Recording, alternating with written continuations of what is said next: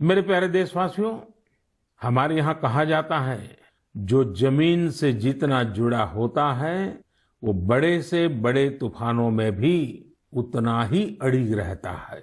Corona के इस कठिन समय में हमारा कृषि क्षेत्र, हमारा किसान इसका जीवंत उदाहरण है। संकट के इस काल में भी हमारे देश के कृषि क्षेत्र ने फिर अपना दमखम दिखाया है। साथियों, देश का कृषि क्षेत्र, हमारे किसान, हमारे गांव आत्मनिर्भर भारत का आधार है। ये मजबूत होंगे तो आत्मनिर्भर भारत की नींव मजबूत होगी।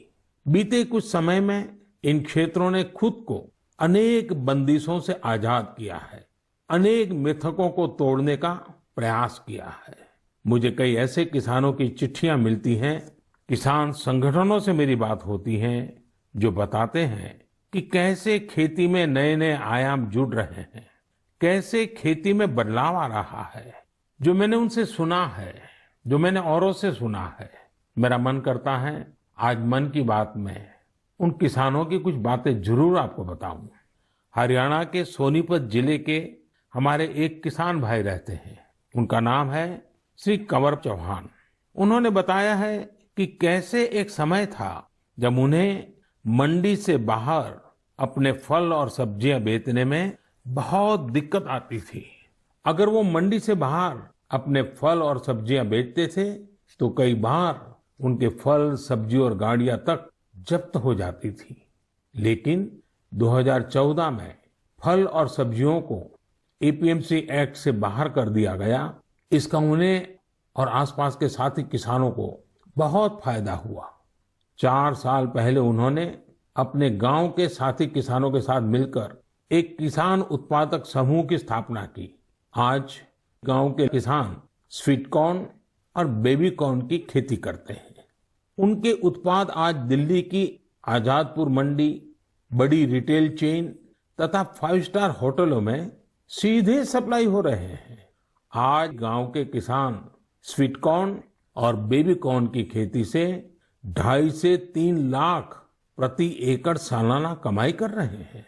इतना ही नहीं, इसी गांव के 60 से अधिक किसान नेट हाउस बनाकर, पॉली हाउस बनाकर टमाटर, खीरा, शिमला मिर्च, इसकी अलग अलग वैरायटी का उत्पादन करके हर साल प्रति एकड़ 10 से 12 लाख रुपए तक की कमाई कर रहे हैं। जानते हैं इन किसानों के पास क्या अलग है? अपने फल सब्जियों को कहीं पर भी किसी को भी बेचने की ताकत है, और ये ताकत ही उनकी इस प्रगति का आधार है। अब यही ताकत देश के दूसरे किसानों को भी मिली है। फल सब्जियों के लिए ही नहीं, अपने खेत में वो जो पैदा कर रहे हैं, धान, गेहूं, सरसों, गन्ना जो उगा रहे हैं, उसको अपनी इच्छा के अनुसार जहां ज्यादा दाम मिले वहीं पर बेचने की अब उनको आजादी मिल गई है।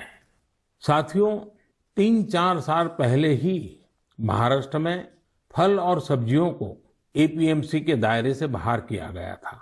इस बदलाव ने कैसे महाराष्ट्र के फल और सब्जी उगाने वाले किसानों की स्थिति बदली, इसका उदाहरण है Shri Swami Samarth farmers producer company limited. एक किसानों का समूह है। पुणे और मुंबई में किसान साप्ताहिक बाजार खुद चला रहे हैं। इन बाजारों में लगभग 70 गांवों के 4,500 किसानों का उत्पाद सीधे बेचा जाता है, कोई बिचौलिया नहीं।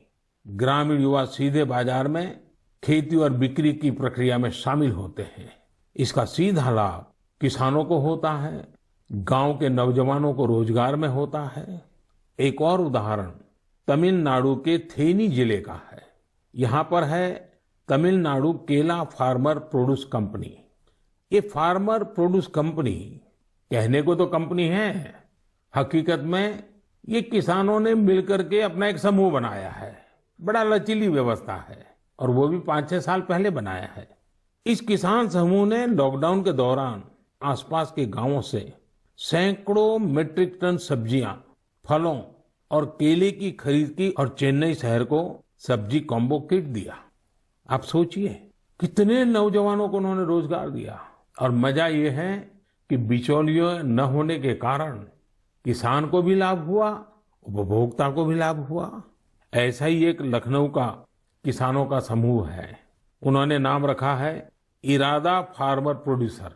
इन्होंने भी लॉकडाउन के दौरान किसानों के खेतों से सीधे फल और सब्जियां ली और सीधे जाकर के लखनऊ के बाजारों में बेची।